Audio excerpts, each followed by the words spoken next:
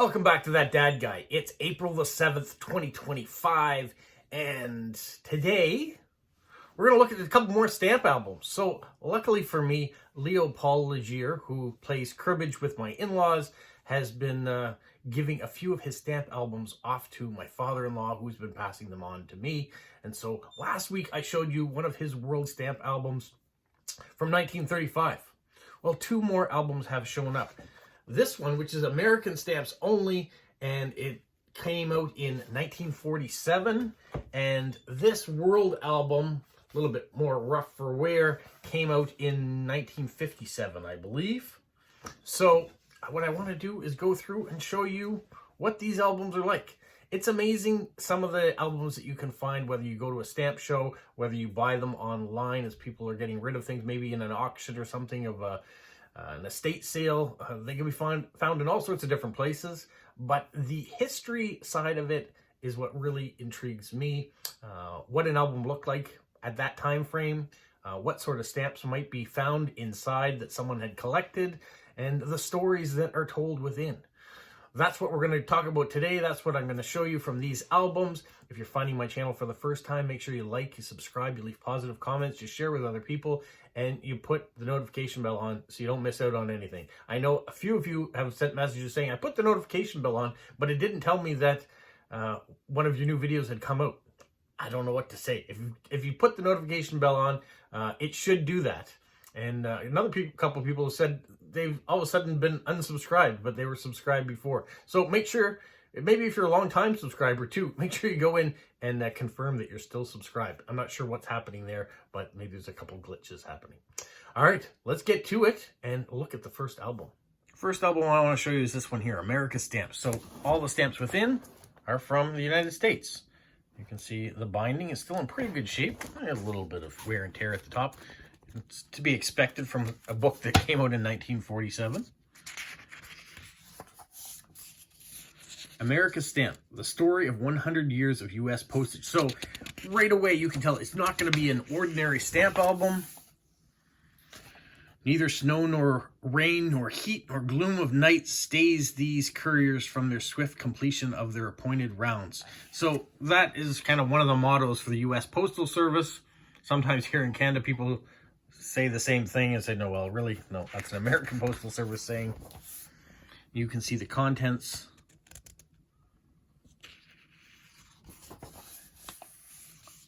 And issues alphabetically. So the stamps that you might be able to find when they came out. Once again, we're looking at the first 100 years of the U.S. postal system in this book.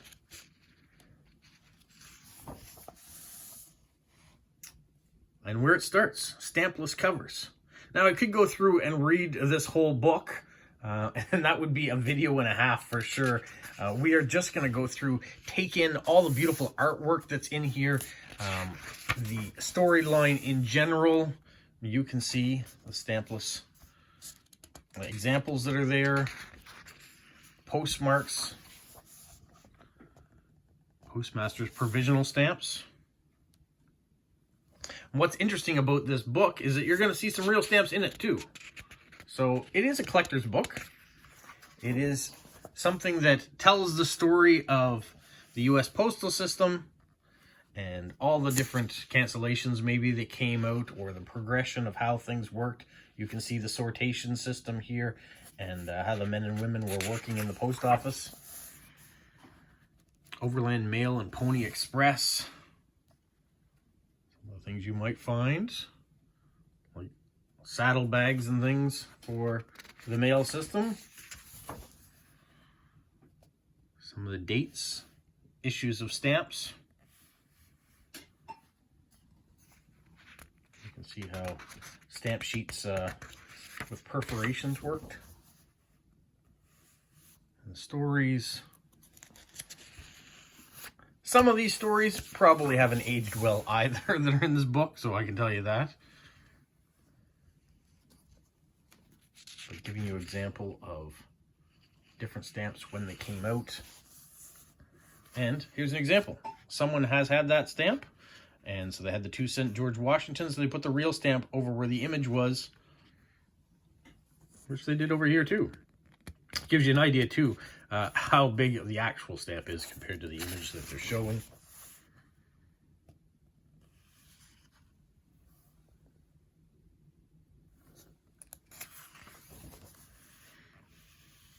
I'm fortunate enough that some of these stamps actually do exist in my father's stamp collection. And maybe a few of these stamps were in that world book that I showed you last week, because there was a section, of course, of the United States in that book too. And the world book that we're going to see shortly may have some examples as well. But I find this book more is about the story, about the artwork, about the history. That's what fascinates me about this book. And it is in relatively good condition for a book that is, what, 80 years old almost?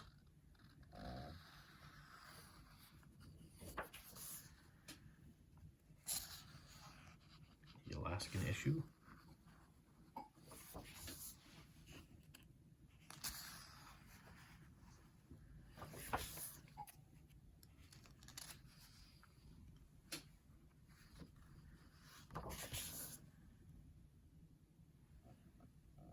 This was 1922 to 25, so there's definitely a few more stamps found here.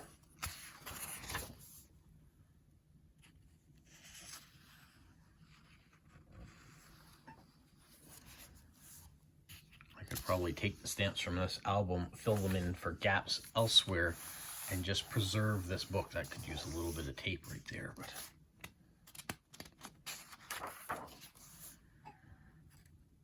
it is nice to see a few stamps on the pages. But I found mostly in this book, it is relatively free of real postage stamps. Maybe Leo Paul, when he had it, he was putting his American stamps in other things. Maybe he put his duplicates in this book.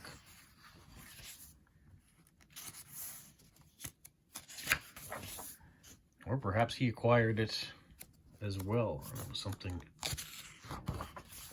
that he just has as extra.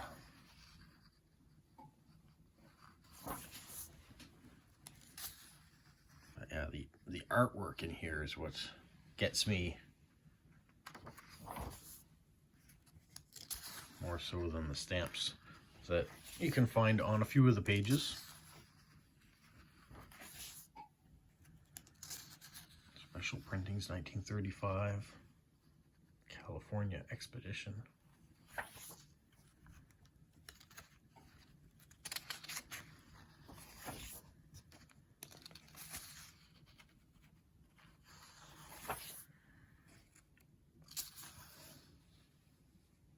Going through this, do you have albums from your countries that were different than this one, but maybe done similar, or giving history from your countries? Or maybe you're someone from the United States and you actually have this book in your collection, or it's something you've been looking for. The presidential issues. A lot more of those too also found on this book. I guess probably because there are a lot more common stamps.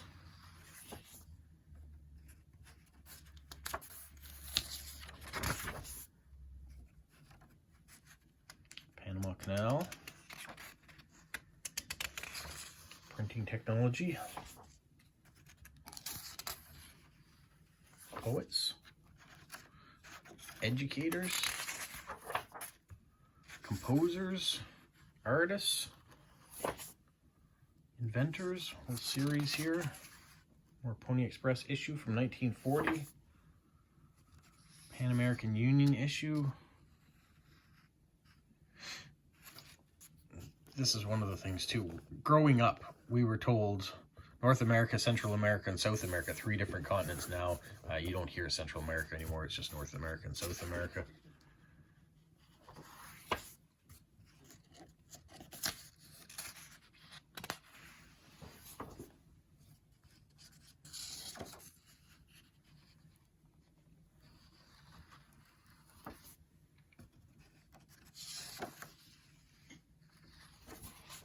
Flags, railroad stamps, for statehood, Roosevelt. Imagine if the stamp was this big. It would be a big stamp. Another beautiful colored illustration talking about airmail. First airmail stamps. The upside down issues. Maps of airmail routes.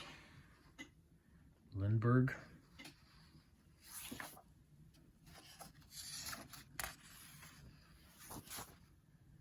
Zeppelins. Very collectible. Trans-Pacific.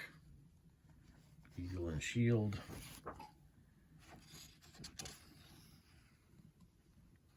Get into special deliveries.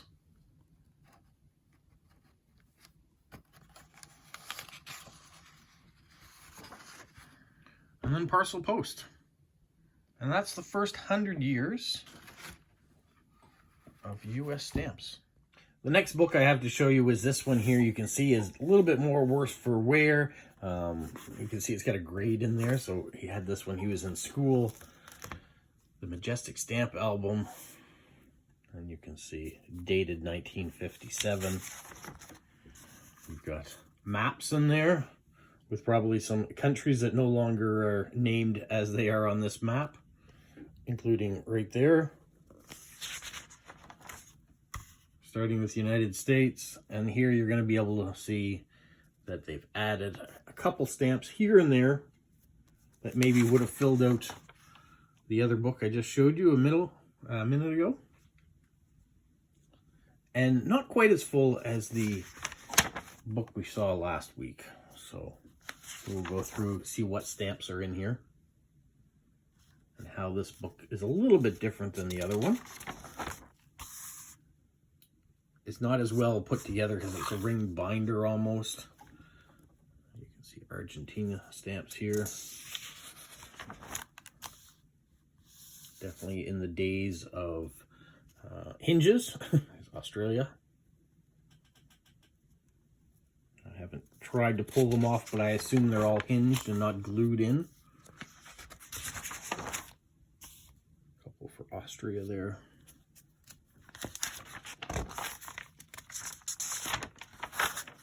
Pages are blank. Some Belgian stamps.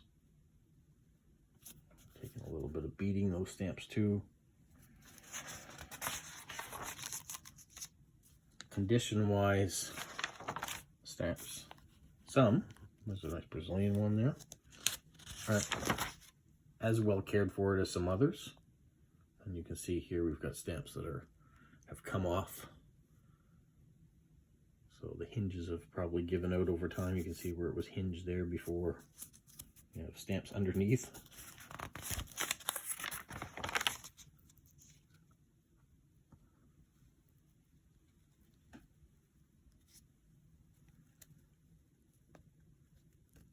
Nice when I have people that are asking for early Canadian stamps. That all of these ones are pretty much duplicates from what I would have in my father's collection.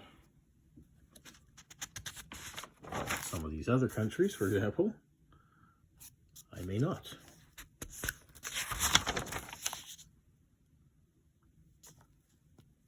Go through a few Chinese stamps here. That's a nice big one here.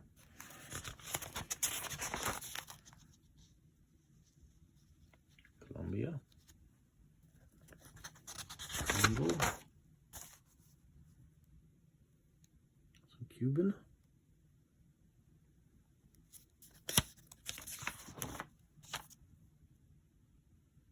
Czechoslovakia.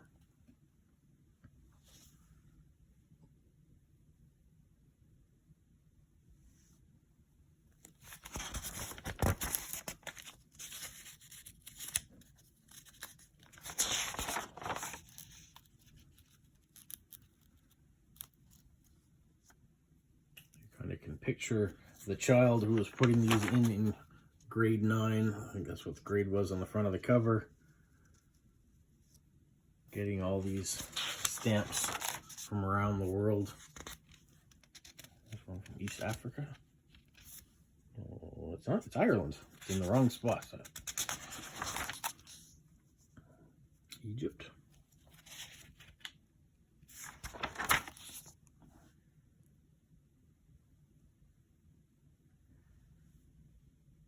But you can see there are a few less pages in this book for the different countries. They've been putting them together, a few more things on a page.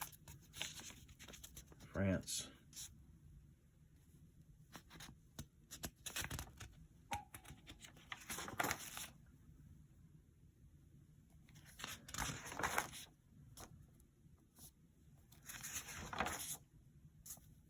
German stamps here. There's one that's flipped over.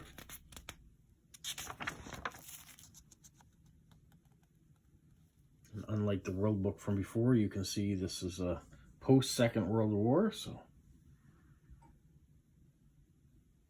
there's a few from Nazi Germany at the time. Some British ones. Some Wildlings.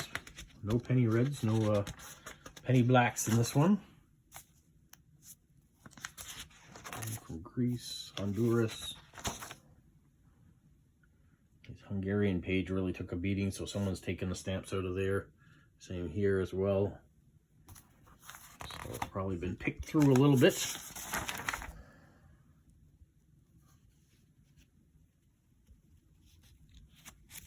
Indonesia.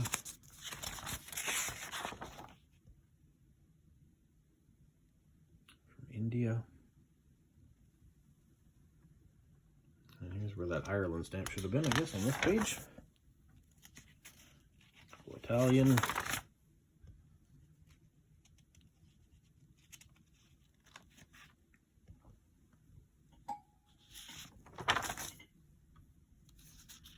Japan, just a couple. Yugoslavia. Uganda.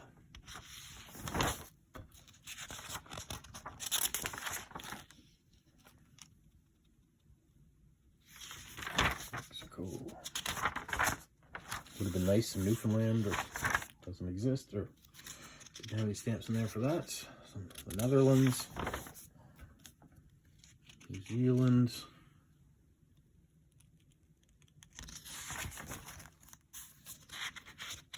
Paraguay, Portugal,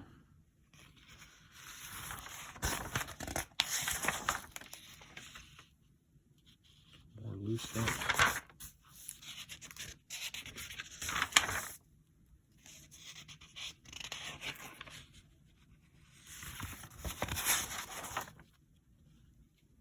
South Africa, Spanish ones.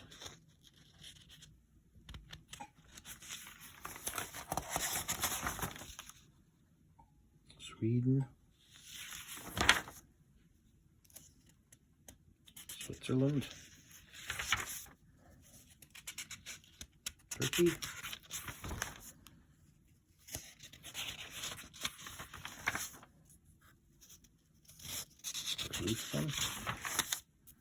and then you get into the point where it is index, talking about different things that you might want to buy or other albums that they had, and you can see that there was a bit of damage, probably water damage wherever it was being stored.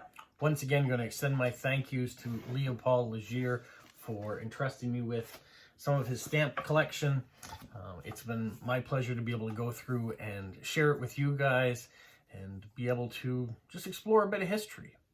The album I preferred the most this time around, of course, is the first 100 years of U.S. history, just because of the amazing artwork that's in the book, the details about why this stamp was issued and what the stamp means. Gives it a little bit of added more interest, I guess, for me, than a book that has had a little bit of a rough life, fewer stamps in it, and not a lot of the extra artwork that you found in, say, the book that we showed you from 1935.